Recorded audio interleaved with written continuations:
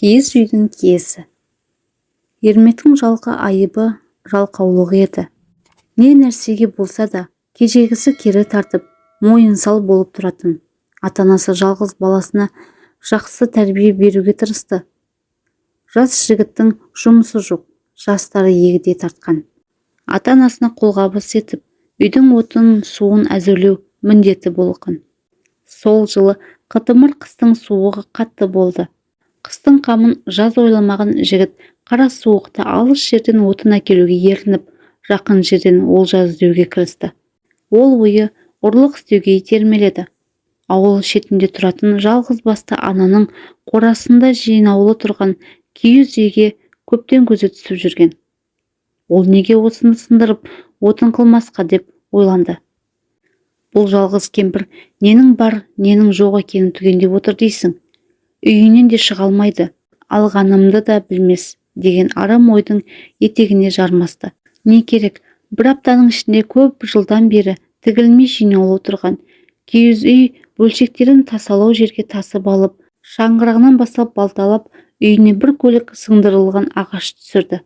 Ата-анасы баламыз ағашты пешке салатындай етіп дайындап әкелді деп қуана жақты. Бір жыл шоғына жылынды. Бірақ олар бұл жолдың лебі көп ұзамай арқаға тастай тиерін білмеген еді. Келер қыста қатты жел тұрып, ескі үйінің төбесі ортаға опырылып түсті.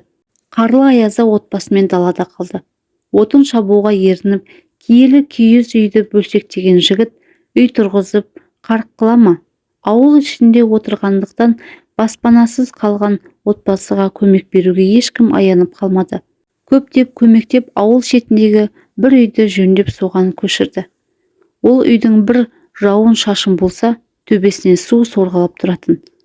Қартайғанда баламның қызығын көремін деген ата-ана қара шаңырағынан айырылып, анда бір, мұнда бір көшіп дал болды. Арада 10 шақты жыл өтті. Әкесі де, анасы да, киіз үйдің иесі де өмірден өтті. Бірде ұйықтап жатқан жігітке ақ жаулықты ана келіп, балам, киіз үй оның әрбір бөлігі қасиетті саналады. Киіз туырлықты ағаш уықты қазақпыз деп аталы сөз айтып қалдырған бабаларымыздың негізгі баспанасы. Оны қастерлеп ұстаудың орнына бөлшектеп тастағаның жарамады. Өз шаңырағында өзің қолмен бұзғаныңды білемісің? Сен сол киіз үйді өз қолымен қайта орнына келтірмесең, өмір бойы шаңырақсыз өтесің деп ашулы үн қатты. Бұл уақытта Ермектің жасы 40-тан асқанды. Ұйықтан шошып оянды. Әлгі ашулы ана бейнесі көз алдынан кетпей қойды. 10 күнде сындырған сол киіз үйді өз қолымен 10 ай жасап, дүниеден өтіп кеткен үй иесінің ауласына апарып тігіп қойды. 8 қанатты жұп-жұмыр көркі көз тартар киіз үйге қызыққан ауылдастар Ермектің қолынан мұндай дүние шығатынына таңдана да таңырқай қарап тапсырыс бере бастады. Киіз үй құрастырған Ермек ауылдың ағаш шебері болды да шықты. Содан кейін ғана отбасын құрып артынша үшем сүйді. Бұрын соңды үшем дүниеге келмеген ауыл басшылары бірлесіп шағын үйі тарту етті. Киіз үйдің киесі барын кеш түсінген болмаса, шағын бір үйдің бір отбасының иесі болып бақытты ғұмыр кешіп жатты. Менімен бірге болғандарыңызға рахмет. Каналға тіркеліп, лайк басып, қоңырау шанын басуды ұмытпаңыздар.